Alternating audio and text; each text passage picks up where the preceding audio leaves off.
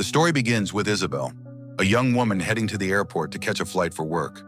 She seems like a regular passenger, relaxed and unaware that this trip will be anything but normal.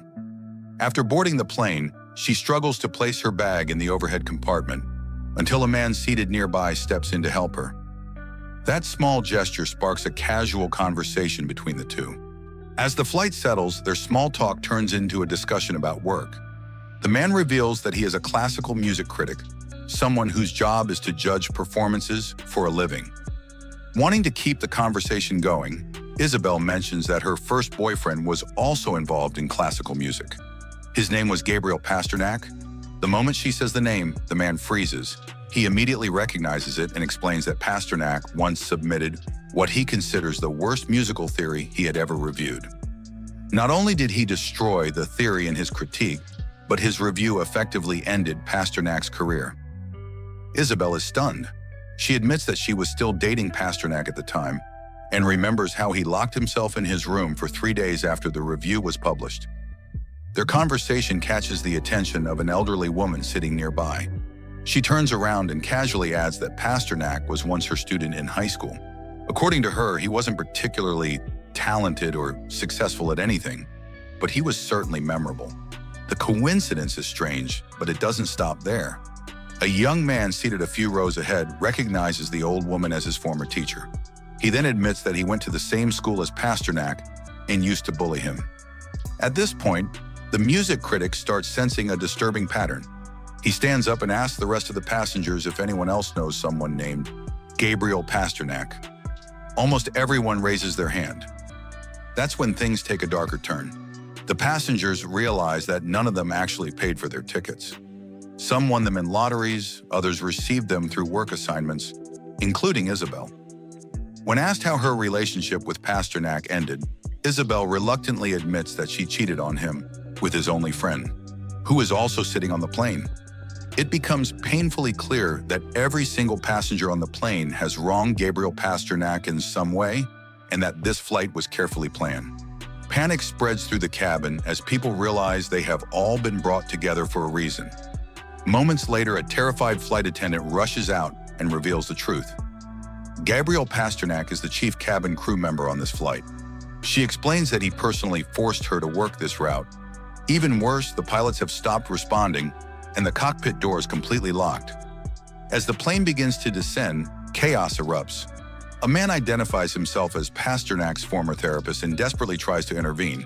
He pounds on the cockpit door, begging Gabriel to stop, apologizing and even offering to refund the money Pasternak spent on therapy.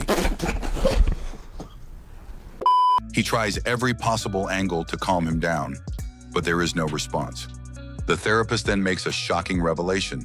Pasternak's parents are not on the plane.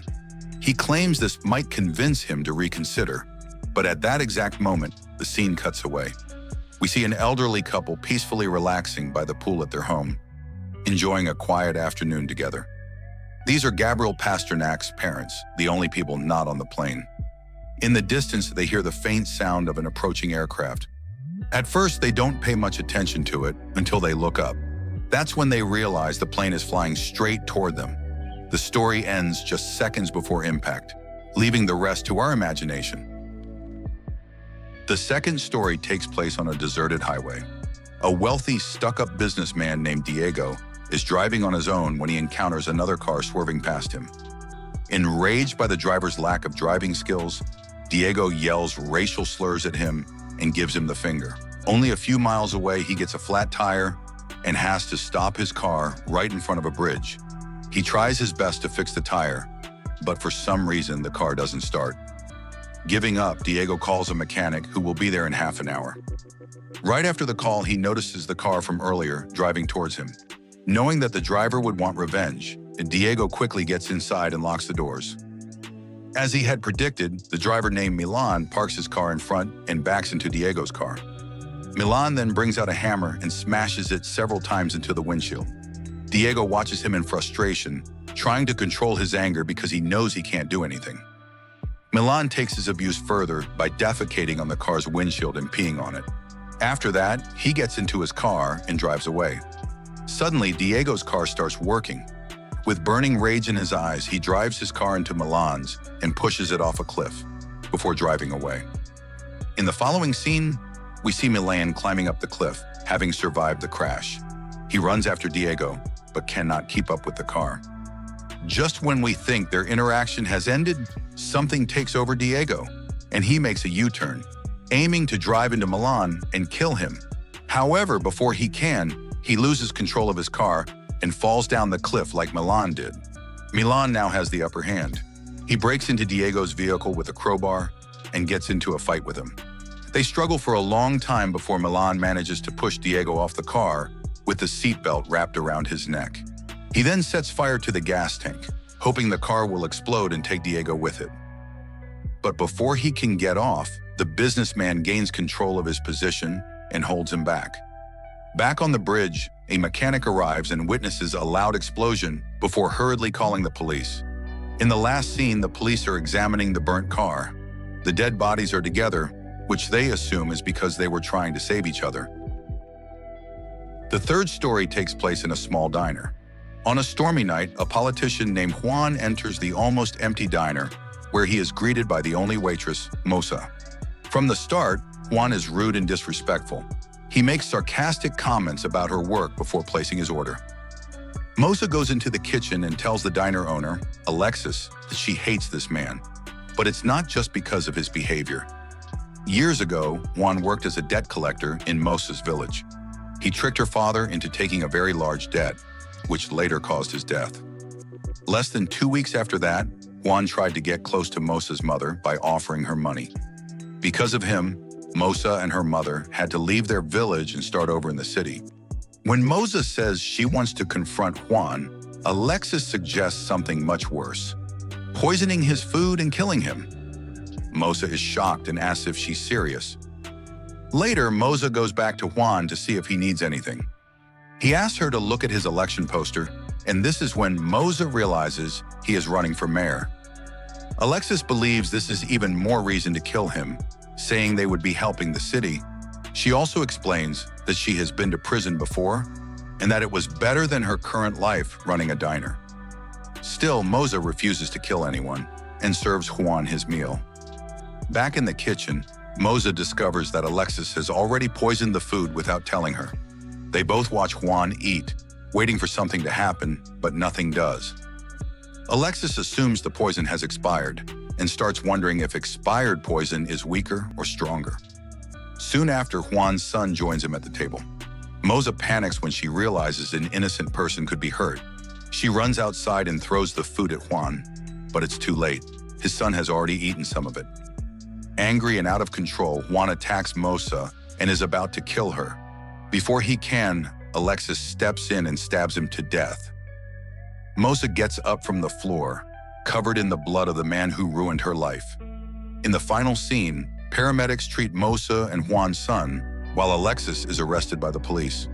She shows no regret and seems calm as she is taken away. The fourth story begins at dawn. A young man named Santiago drives home after a night at a club. As soon as he arrives, he rushes into his parents' bedroom and wakes them up in panic. A few hours later, the family watches the news on TV. The report reveals that Santiago was involved in a hit-and-run accident. He accidentally hit a pregnant woman with his car, killing both her and her unborn baby. Santiago's father, Romano, is a rich businessman who is ready to do anything to keep his son out of prison. The family panics and immediately calls their lawyer, explaining everything that happened. The lawyer promises to handle the situation. They all know the police will find the car sooner or later, so staying silent won't help. While thinking of a solution, the lawyer notices the family's housekeeper, Jose, working outside in the garden. Soon after, Romano and Jose sit face-to-face in Romano's study. Romano explains the accident and offers Jose $500,000 to take the blame for his son.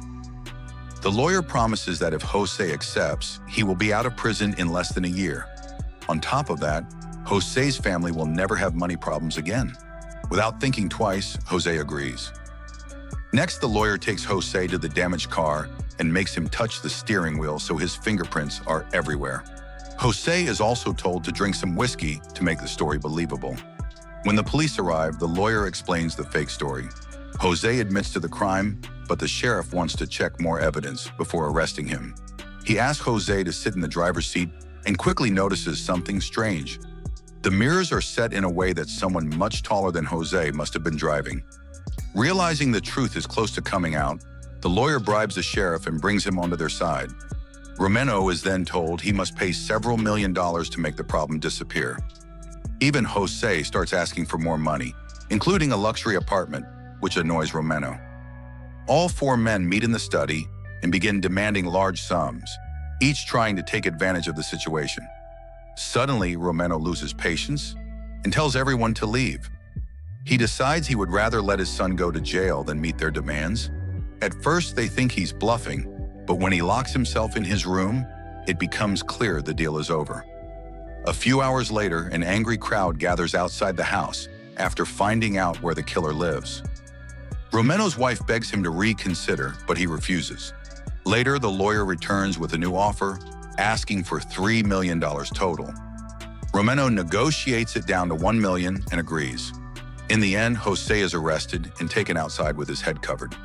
Suddenly, a man from the crowd attacks him, beating him to death. It is revealed that the attacker is the husband of the woman killed in the accident. The fifth short film follows an engineer named Simon. One evening after work, he stops by a bakery, happy to buy a cake for his daughter's birthday. But when he steps outside, his car is gone. On the ground, he finds a parking ticket. It turns out his car was towed because he parked in a restricted area, even though there was no yellow paint on the curb to warn him. Even though he's already late for the birthday party, Simon goes straight to the DMV office to file a complaint. To his shock, the clerk tells him he must first pay the parking fine and towing fee before they will even listen to his complaint about the unmarked curb. Simon argues, but the officer ignores him and shuts him down. On his way home, Simon gets stuck in traffic. Because of the delay, his daughter ends up celebrating her birthday with a simple cookie instead of the cake. His wife, Melissa, is furious and blames him for putting everything else above his family. While she expresses her disappointment, Simon keeps ranting about how badly the city is run. In the end, Melissa asks for a divorce, saying she can't live like this anymore. The next day, Simon returns to the DMV, only to face the same problem again. No one is willing to hear his complaint unless he pays for something he believes isn't his fault. All his bottled-up anger finally explodes, and he smashes the glass counter with a fire extinguisher. He is arrested on the spot, and the incident makes the news. The following day, his lawyer gets him released, but the damage is already done. Simon is fired from his job because his company doesn't want the bad publicity. That same day, he appears in court for the divorce and custody case. Since Simon is unemployed, the judge leans toward giving custody to his wife. Desperate to fix things, Simon starts applying for jobs, but no company wants to hire him because of his reputation. After one rejection, he loses his temper and insults a receptionist. Almost immediately, karma hits again. His car has been towed for a second time. This time, Simon doesn't argue. He takes a taxi to the DMV, pays the fine, and retrieves his car. Later, Simon is seen calmly having breakfast at a cafe. His car is parked outside once again in a no parking zone, this time clearly marked. He silently watches as the tow truck takes his car away for the third time in just 2 weeks. Hours later, a massive explosion rocks the DMV office, destroying a large part of the building. It's revealed that Simon, using his engineering skills, planted dynamite in his car to make a statement. His lawyer claims in court that the explosion was an accident. The case attracts huge media attention, and many stories about unfair treatment by the DMV start coming out. In the end, Simon gets his revenge, not just for himself, but for everyone who has been treated unfairly by the system. The final scene shows Simon celebrating his birthday in prison with his daughter and wife. He has become a public symbol, known by the nickname Dynamite. And that's it for Wild Tales. 5 different stories, each one showing how anger, pride, greed, and revenge can slowly push ordinary people to do extreme things. Now I'm curious, what do you think these stories are really trying to say? What morals did you take away from them? Let me know in the comments.